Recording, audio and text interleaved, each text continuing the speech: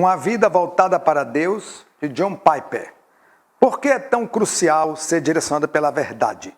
Amando a Deus por amar a verdade. Amados irmãos, estamos aqui mais uma manhã para estudarmos a Palavra de Deus na Escola Bíblica Dominical sobre o tema Uma Vida Voltada para Deus, do escritor John Piper. Vamos orar nesse momento para que Deus tome a direção de tudo. Santo, maravilhoso e precioso Deus, muito obrigado por esse dia. Muito obrigado pela tua graça, muito obrigado pela tua bondade, pela tua misericórdia, pela tua fidelidade, Senhor. Muito obrigado por tudo que tens operado em nossas vidas e pelo que o Senhor ainda irá operar. Toma a direção desta aula, fala ao nosso coração, é o que nós te pedimos, Senhor Deus, em nome e pelo amor de Jesus. Uma vida voltada para Deus, de John Piper. Por que é tão crucial ser direcionado pela verdade? Amando a Deus por amar a verdade. A verdade e a dependência de Deus. Nos interessamos, amados irmãos, pela prática da verdade, pois somos dependentes de Deus. Se Deus existe, Ele é a medida de todas as coisas. E isso envolve pensar, agir, falar, adorar, testemunhar. Se não agirmos assim, estamos desinteressados por Deus. Então, todo cristão prima pela prática da verdade. Nós somos dependentes de Deus em tudo. Claro que Deus é real e existe, e Ele é a medida de todas as coisas. Isso envolve o quê? Isso envolve o nosso agir, o nosso falar, o nosso adorar, o nosso testemunhar. Se não agirmos assim, estamos certamente desinteressados por tudo que vem de Deus. Temos que estar numa total vigilância, no compromisso. Temos que estar testemunhando da pessoa de Deus em nossa vida, temos que estar agindo segundo os ensinos da palavra de Deus, temos que estar falando segundo o contexto bíblico, temos que estar adorando a Deus em espírito e em verdade, como o próprio Jesus nos ensinou, e temos principalmente nesses últimos dias de testemunhar da pessoa de Deus, quem Ele é, a pessoa de seu Filho Jesus Cristo e a pessoa do Espírito Santo. Amar a Deus intensamente implica amar a verdade. Então, quando amamos a Deus, amados irmãos, de um compromisso grande, de um compromisso real, verdadeiro, intensamente, implica em quê? Implica que amamos a verdade que está na pessoa de Deus. Então, ter a vida centralizada em Deus significa ser direcionado pela verdade. Aquilo que é falso e enganador não procede de Deus. Então a nossa vida tem que ser uma vida que vive uma vida intensa. Aonde? No compromisso com a verdade, que é a palavra de Deus. A nossa vida tem que estar centralizada. E temos que estar no centro da vontade de Deus. Significa nossa vida, nosso viver, nosso andar, nosso falar, nosso compromisso tem que estar direcionados pela verdade da palavra de Deus. Do contrário, aquilo que é falso, enganador, o falso testemunho, o falso compromisso, o falso andar, o falso falar, o falso adorar, o falso testemunhar, não procede de Deus. Então nós temos que estar vigilantes a todo momento para estarmos conscientes de que estamos andando na verdade, estamos trilhando os caminhos do Senhor, na verdade que é a sua palavra, a Bíblia. Temos que ter essa consciência, temos que ter esse compromisso. Nós temos que estar no centro do querer de Deus, da vontade de Deus. Temos que estar com a nossa vida coadunada com aquilo que Deus quer em nosso viver. Afinal de contas, quando uma pessoa entrega a sua vida a Jesus, amados irmãos, ele não, como o próprio apóstolo Paulo fala, não vivo mais eu, mas Cristo vive em mim. Então, se Cristo vive em mim, minha vida agora não me pertence. Minha vida agora pertence a Deus, não sou eu mais que vivo, mas Cristo vive em mim. Se Cristo vive em mim, claro que o meu pensamento, o meu falar, o meu agir, o meu testemunhar, a minha vida em si, ela tem que estar no centro da vontade do querer de Deus. Então, quando somos indiferentes à verdade, somos indiferentes à mente de Deus. Então nós temos que estar com a nossa mente centralizada no querer, na vontade, no desejar, no ansiar de Deus para as nossas vidas. Mas quando nós somos indiferentes à verdade, indiferentes aos conselhos bíblicos, indiferentes aos ensinos bíblicos, indiferente aos ensinos de Jesus, indiferentes aos conselhos e orientações do Espírito Santo, indiferentes às ordenanças que estão na Bíblia, nós não estamos somando com a mente de Deus. Estamos sendo indiferentes à mente de Deus. E a mente de Deus, nós temos que estar centralizada nela.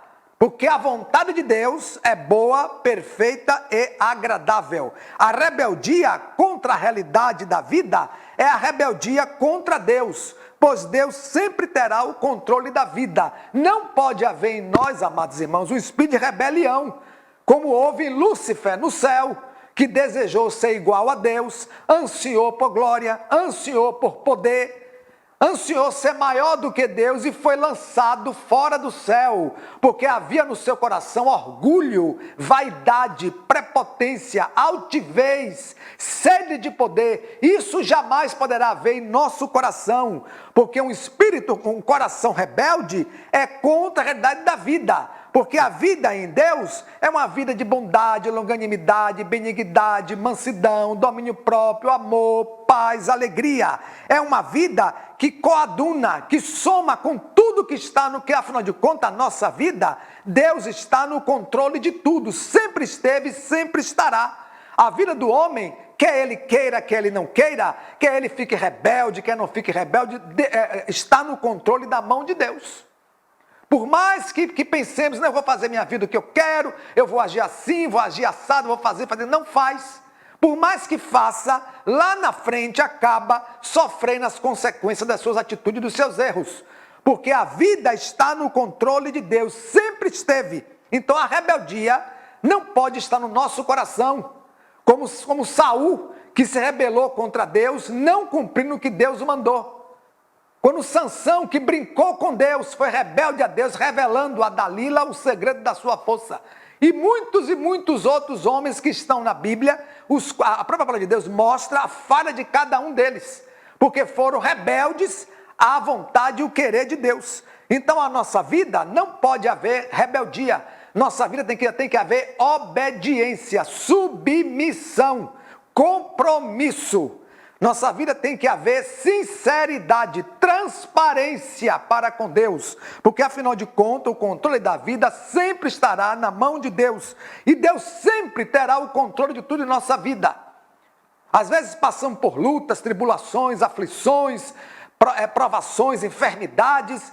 Deus perdeu o controle? Não, Deus está no controle de tudo. Deus sempre esteve.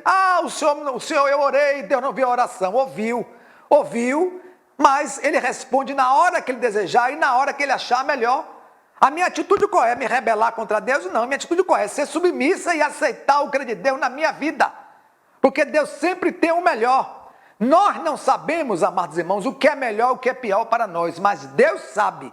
Tanto sabe que Ele tem e sempre terá o controle de tudo nas mãos dEle.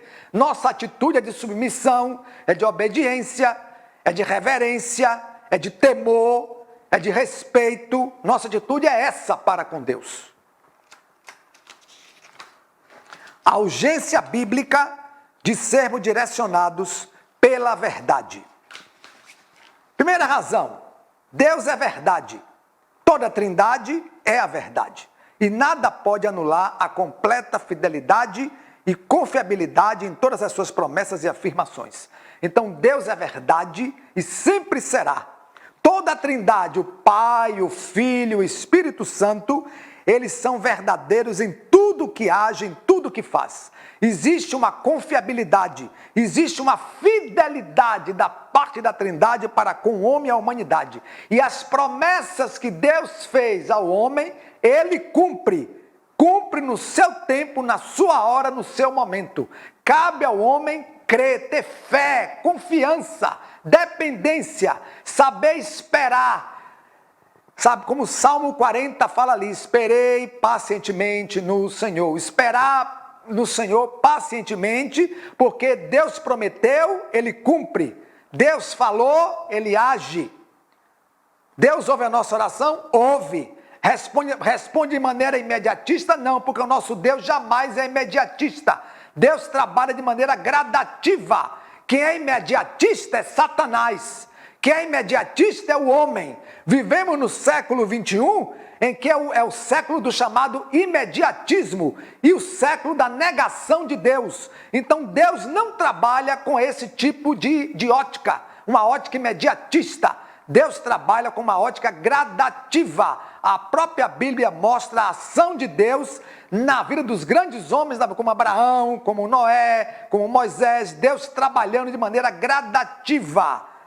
E cada promessa que Deus deu a esses homens, Deus cumpriu no seu tempo, na sua hora, no seu momento. Porque Deus sabe muito bem, amados irmãos, nas promessas dele e as afirmações que ele faz para nós. Eu sou o seu Deus, eu estou com você, o Senhor é meu pastor, nada me faltará.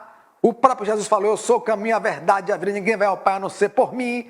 São contextos bíblicos, afirmações bíblicas, de que as promessas de Deus sempre serão reais em nossa vida.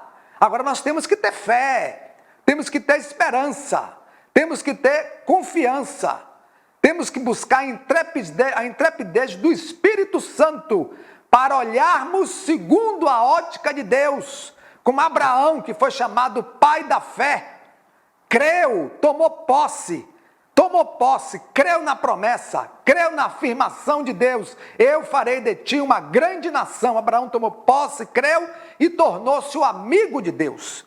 Essa é a nossa atitude para com Deus. Você me perdoe na câmera, a bateria. Mas foi agora, então eu estava nesse slide. O negócio está... Sim. O negócio está tão animado. Eu estou indo devagar, não estou? Tá, hoje. Ah, tá bom. Hoje está no... Está em qual? Nesse último tópico aí você foi precisar da primeira razão. Ah, sim. Como é o nome do tópico? A verdade e a dependência de Deus? Isso. Começa aqui, né? Isso. Deixa eu ver aqui. Aqui.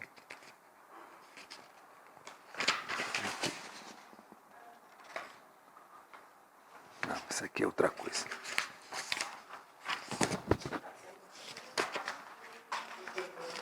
Não, tudo bem. Eu pareço aqui, primeira razão. Isso, esse aí. É esse daqui. Agora deixa eu ver aqui.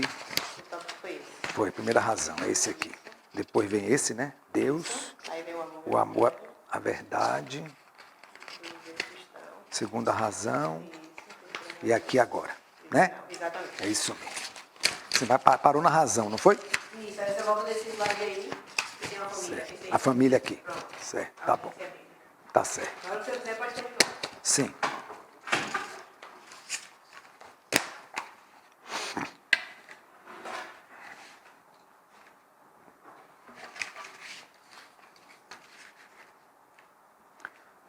Primeira razão.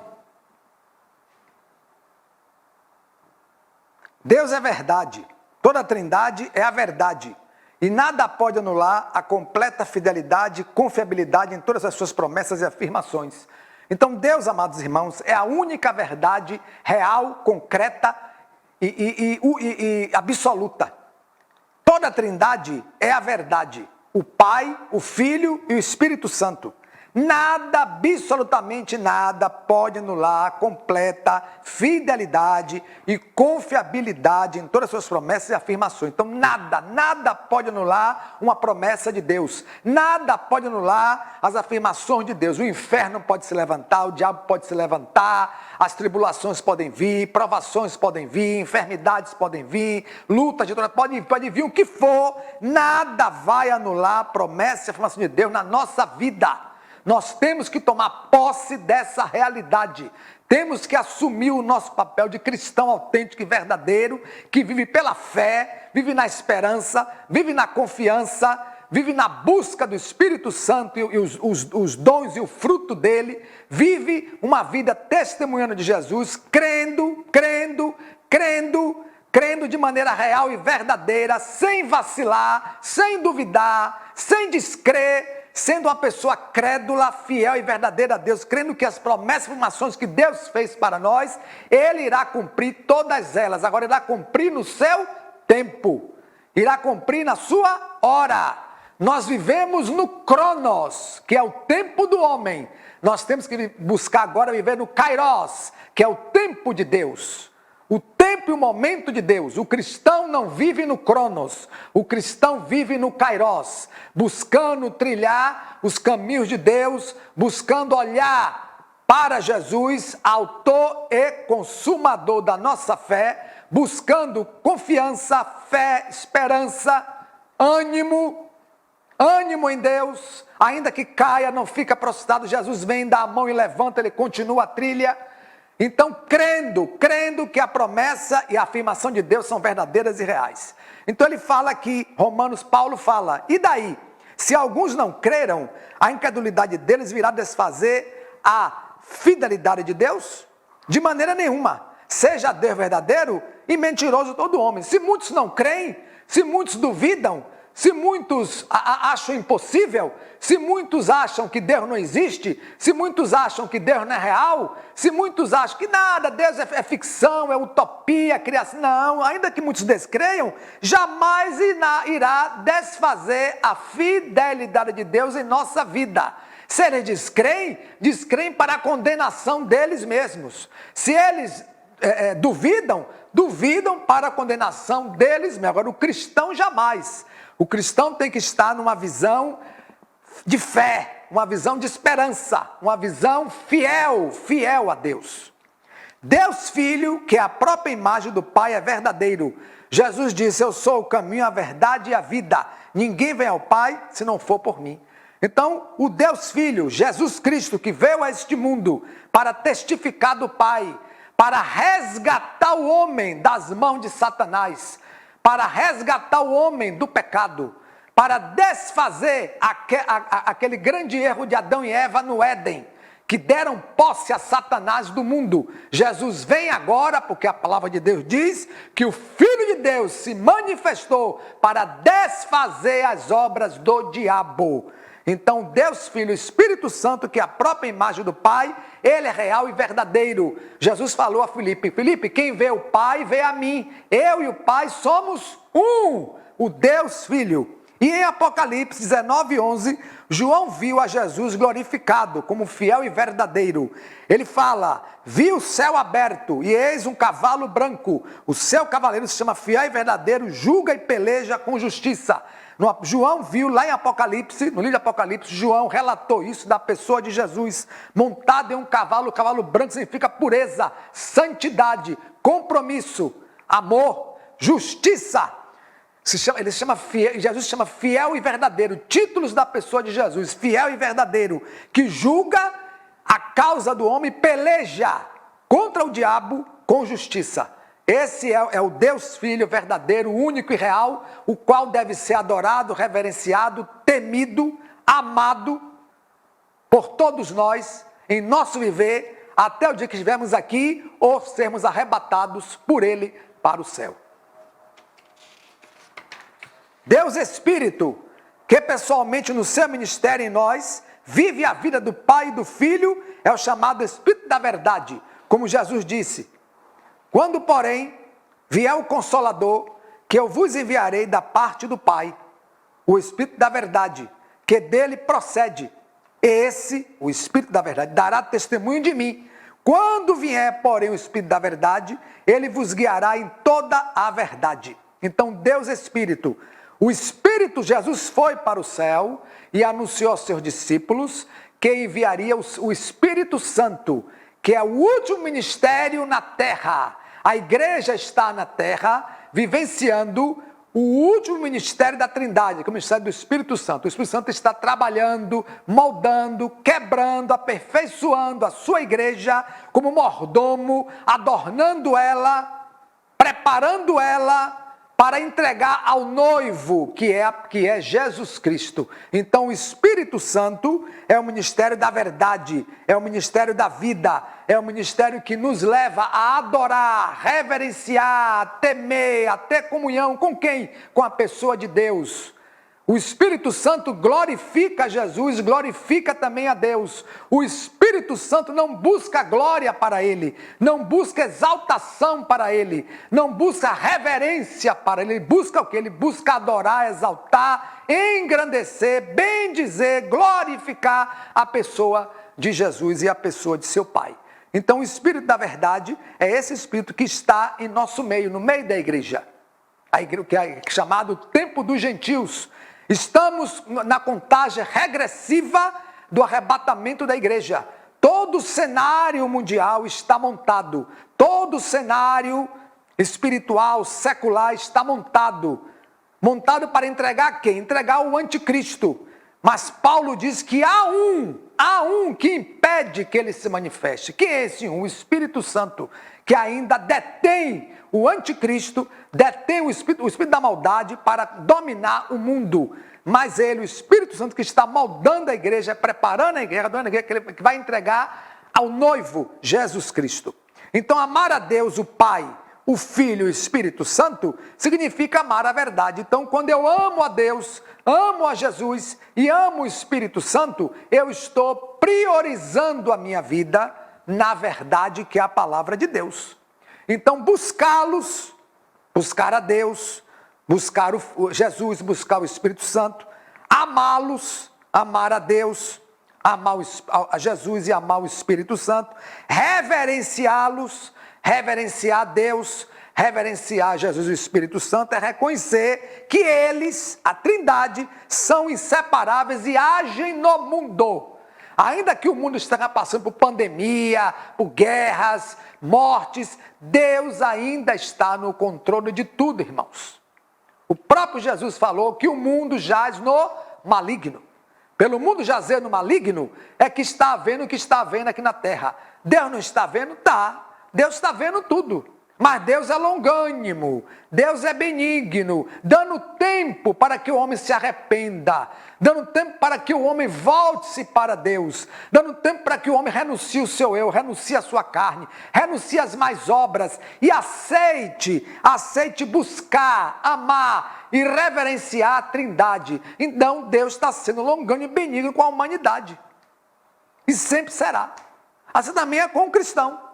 O cristão que muitas vezes estava em nosso meio, caminhando, congregando, comunhando, aquilo tudo em comunhão conosco, que deixou a igreja, abandonou não a igreja, abandonou Jesus.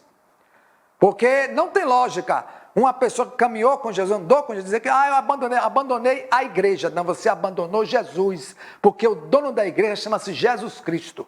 Mesmo esses que estão longe dos caminhos do Senhor, Deus é longânimo com eles, Deus é benigno com eles, e Deus sempre estará dando uma oportunidade para que eles voltem, retornem à casa do Pai.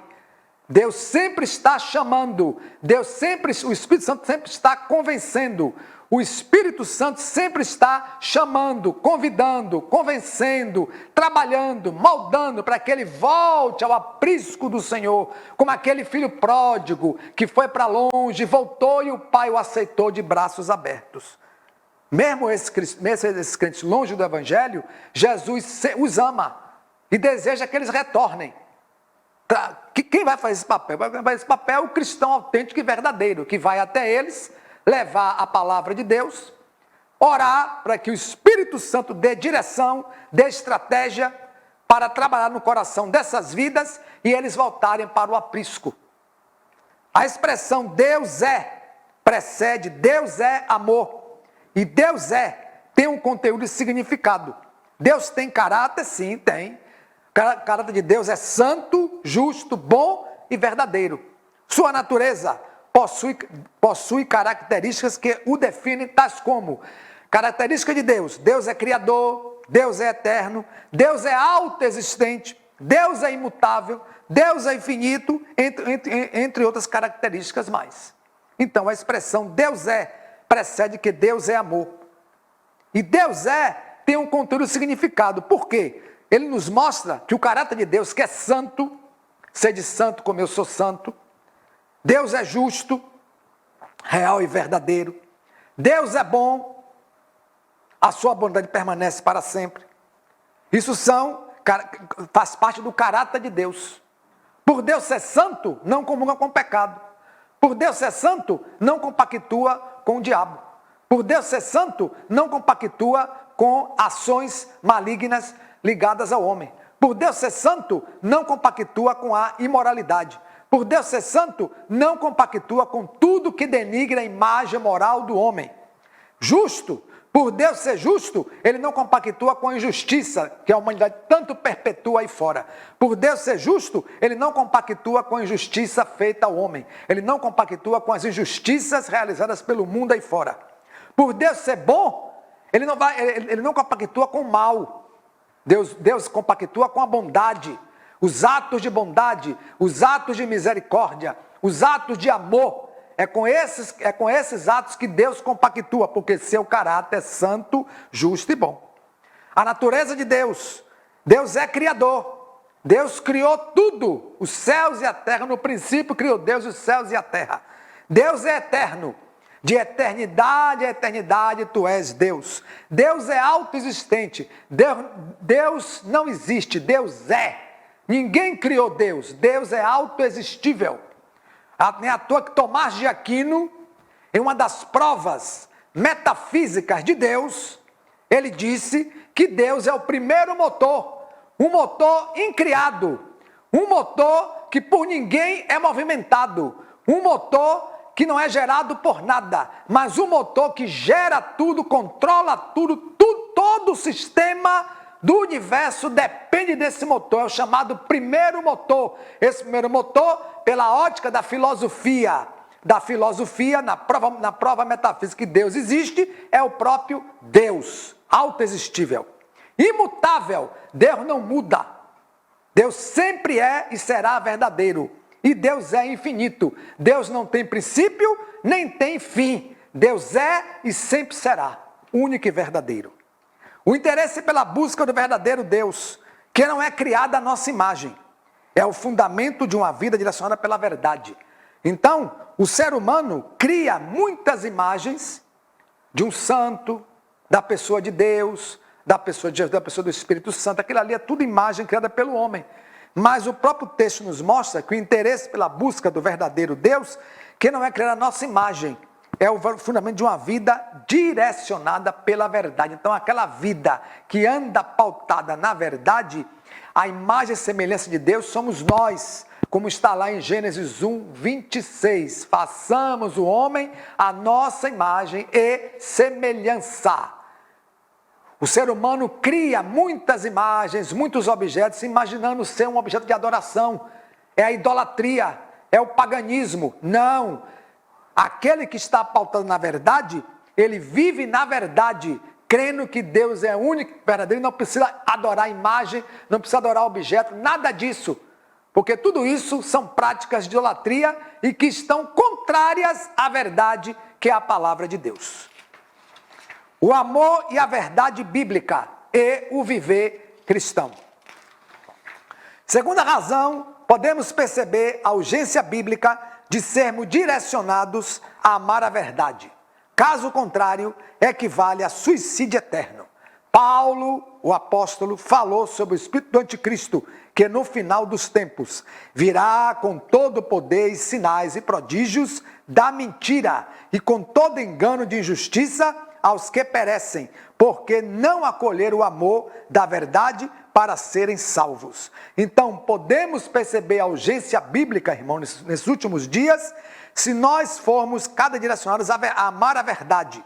Então, nesses últimos dias da igreja, últimos dias da humanidade, existe uma urgência, um clamor bíblico, um clamor da igreja, para que sejamos a cada dia direcionados a amar a verdade, que é a palavra de Deus. Aquele que não ama a verdade, aquele que não obedece à verdade, aquele que não testemunha da verdade, aquele que não vive na verdade, aquele que não glorifica a verdade, aquele que não exalta a verdade, está no suicídio eterno, Por que suicídio eterno? Porque ele está fadado a passar o resto da sua vida no inferno. Porque zombou de Deus, brincou com Deus, zombou da verdade de Deus, descreu de Deus, desacreditou das promessas, afirmações de Deus. Então, ele está fora da verdade. E a pessoa que está fadada a ter o suicídio eterno é aquela pessoa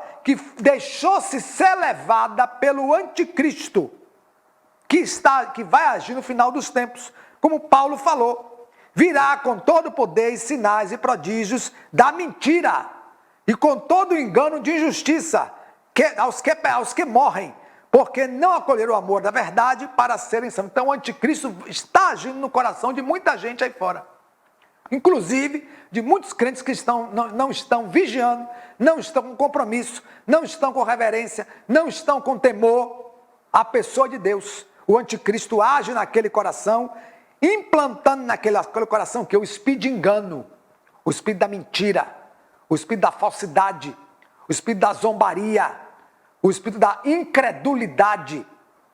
É uma ação demoníaca, porque vive na mentira. Nós estamos vivendo, amados irmãos, nesses últimos dias, o tempo da mentira, o tempo do engano. A vacina, um fala uma coisa, outro fala outra coisa. Cada um fala uma coisa diferente. Ninguém sabe quem está falando a verdade. A humanidade, mil e uma reportagens aí fora, umas são verdadeiras, outras são mentirosas, tudo camuflado no espírito do engano, para enganar a humanidade, levar a humanidade. Então, como dizem fora, fé na vacina.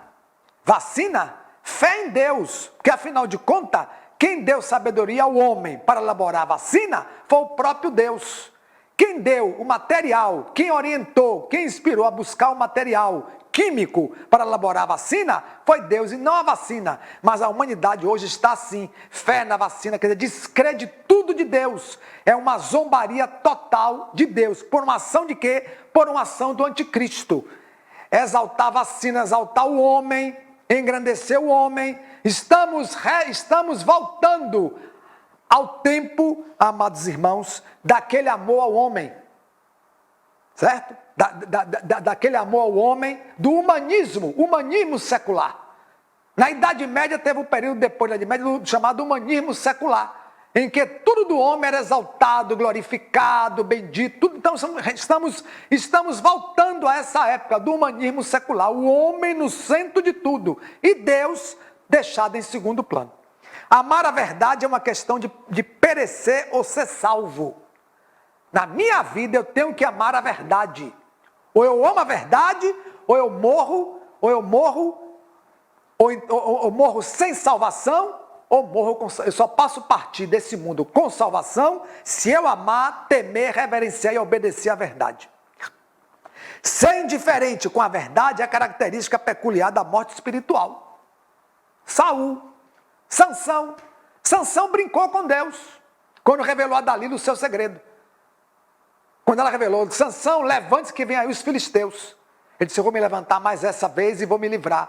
E aí o narrador diz o seguinte, e ele não sabia que o Espírito do Senhor já havia se afastado dele, porque ele brincou e zombou com Deus. Vida espiritual, morte espiritual. Saul, que não obedeceu o que Deus mandou, teve morte espiritual a tal ponto de consultar uma pitonisa, aquilo que ele condenou, e Deus também condenou o povo de Israel lá no Decálogo. Saul chegou a esse ponto, morreu longe de Deus, e muitos outros homens na Bíblia que zombaram, é a chamada morte espiritual. Paulo foi mais além, contrastando com crer na verdade, com ter prazer na impiedade, a fim de serem julgados todos quantos não deram crédito à verdade, antes, pelo contrário, deleitaram-se com a injustiça. Então nós temos, amados irmãos, de nos deleitar com a verdade. Temos que ter prazer na piedade, temos que ter prazer na comunhão com Deus, temos que ter prazer na misericórdia, longanimidade, benignidade. Nós temos que ter prazer nesses frutos em nossa vida. Do contrário, nós teremos prazer na impiedade, que é algo que não provém de Deus, não vem de Deus, não glorifica a Deus, não exalta a Deus e exalta totalmente o diabo, a Satanás, o nosso inimigo. O convincente impacto dessa passagem bíblica acima é que amar a verdade, crer na verdade com todo o coração, é uma questão de vida ou de morte eterna. Então nós temos que viver na verdade, temos que priorizar a nossa vida nos caminhos de Jesus, temos que priorizar a nossa vida no temor do Senhor, temos que priorizar a nossa vida na comunhão com o próximo, na comunhão com Deus, com o Filho, com o Espírito Santo, temos que amar a verdade, intrinsecamente a verdade da palavra de Deus, crer na verdade com todo o coração, com toda a nossa alma, com todo o nosso entendimento, e que é uma questão de vida ou morte, porque aqueles que não praticaram isso, certamente terão a morte eterna, longe de Deus. A terceira razão, ser dirigido pela verdade, é tão gente que se encontra no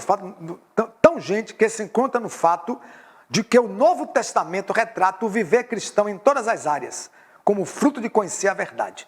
Todo o Novo Testamento, a linguagem neotestamentária nos mostra que toda a verdade está pautada na pessoa de Jesus Cristo. O caminho, a verdade e a vida. Ninguém vai ao Pai a não ser por Ele. Então, todo o ensino cristão está pautado nisso aí. E o fruto de conhecer a verdade é aquele fruto que deve ser buscado. Deve haver uma ansiedade em nós em buscar esse fruto, glorificar a Deus, exaltar a Deus, bendizer a Deus, servir a Deus, temer a Deus, obedecer a Deus. São desejos que devem haver em nós como característica do fruto de conhecer a verdade. Por exemplo, quando Paulo disse, não sabeis como a repreensão ou incentivo em relação a algum comportamento adequado ou inadequado, mostrando que o verdadeiro conhecimento mudaria o comportamento, inclusive ao corpo redimido do cristão, poderosa fonte de castidade. Paulo diz lá, 1 Coríntios 6, 16, 19, ou não sabeis que o homem que se une à prostituta forma um só corpo com ela? Porque, como se diz, serão os dois uma só carne. Acaso não sabeis que o vosso corpo é santuário do Espírito Santo que está em vós, o qual tendes da parte de Deus e que não sois de vós mesmos? Então, Paulo mostra o quê? O texto aqui nos mostra uma repreensão, uma advertência, que o nosso comportamento cristão tem que ser um comportamento não segundo o padrão do mundo, não segundo o que o mundo orienta, não segundo o que o mundo quer, não segundo o que o mundo mostra ali, filma, tal, não, eu vou viver assim, vou beber, fazer aquilo, vou vestir isso, vestir aquilo. Não, o nosso padrão de comportamento tem que ser um padrão segundo a palavra de Deus. Temos que observar o seguinte, amados irmãos, nós estamos no mundo, mas não somos do mundo, nós somos aqui peregrinos. A minha morada não é aqui, minha morada é no céu. Eu estou aqui peregrinando, eu estou aqui de passagem. Então eu tenho que passar por esse mundo deixando amor, deixando fé, esperança, longanimidade, benignidade, comunhão com, deixando aqui marcas da pessoa de Jesus na vida daquelas pessoas que me rodeiam, na vida daquelas pessoas que estão permeando o meu viver no dia a dia. Eu tenho que passar por aqui deixando isso, passar por aqui deixando saudade, deixar marcas para que lembrem de mim. Não, aquele irmão foi um irmão abençoado, ele só falava de Deus, ele só testemunhava de Deus, ele só orava em nome de Deus, ele tinha um temperamento controlado por Deus, ele amava o próximo, ele perdoava o próximo, ele era benigno, longânimo, misericordioso com o próximo. Marcas da pessoa de Deus. Esse é o comportamento do cristão, e não o comportamento segundo o querer e a vontade do mundo, porque o mundo perece, e tudo que há no mundo que perece não provém de Deus, provém do diabo. Então a minha meta é essa, é ter um comportamento que agrade a Deus, que glorifique a Deus, que exalte a Deus, que bendiga a Deus todos os dias. É um comportamento que também vive o quê? Castidade, compromisso com Deus, ser casto para os desejos da carne, casto para os anseios da carne, casto para tudo aquilo que eu vejo, que eu ouço, que eu pego. Eu tenho que ser santo em todo o meu viver, um comportamento pautado na palavra de Deus. Não conhecer a verdade é uma grande causa de reverência e imoralidade. A verdade é uma fonte de viver cristão santo. Você conhece a verdade e a verdade o torna livre do pecado para Deus. Então, quanto mais eu amo a verdade, quanto mais eu priorizo minha vida pela palavra de Deus, pelos ensinos da palavra de Deus, eu fico menos irreverente, eu fico menos imoral. Por quê? Porque a minha vida está pautada na orientação da palavra de Deus, coisa que o mundo não é. O mundo é irreverente, o mundo é imoral. Por quê? Porque o mundo vive na mentira, no engano, na falsidade. O mundo vive na infidelidade. É prazer hoje no mundo ser infiel à esposa. É prazer hoje no mundo ter uma vida de imoralidade, de prostituição e outras coisas mais. É prazer hoje no mundo namorar com a moça, ter relação com a moça, deixar ela grávida e abandoná-la. Isso é prática do mundo, não é prática do cristão. O cristão, ele tem que viver uma verdade real e verdadeira. Então, quando o cristão conhece a verdade, é a verdade que o torna livre. Conhecereis a verdade, e a verdade vos libertará. A verdade em que? A verdade na pessoa de Jesus. Quando eu conheço a verdade, quando eu priorizo pela verdade, quando eu ando na verdade, quando eu temo a verdade, o pecado que tanto assedia, escraviza o mundo, não vai me escravizar, nem vai me assediar, porque eu estou livre dele, porque eu vivo sou sujeito ao pecado, sou sujeito sim, mas quando eu ando priorizando pela palavra de Deus, esse pecado não tem domínio, não tem controle, nem tem ação na minha vida. Então, amar a verdade é uma marca de uma visão de um mundo centralizado em Deus. É a obediência ao primeiro e grande mandamento. Então, quando eu amo a verdade, a minha visão está centralizada na pessoa de Deus. E eu estou com a minha mente, com o meu comportamento, com a minha visão, pautado no primeiro grande mandamento. Ame ao Senhor, o seu Deus, de todo o seu coração, de toda a sua alma, de todo o seu entendimento. Primeiro e grande mandamento da lei mosaica, e que Deus deixou para nós aqui, Deuteronômio 6:5. Então, na minha vida, tem que ser uma vida centralizada em Deus, tem que ser uma vida de obediência, de temor, lembrando, olha, eu estou aqui nesse mundo, mas eu não vivo para mim mesmo, eu vivo para agradar, para reverenciar, para exaltar, para bendizer, para glorificar a pessoa de Deus. Amados irmãos, louvado seja Deus por mais essa aula. Aqui estivemos para aprendermos um pouco mais da verdade da palavra de Deus.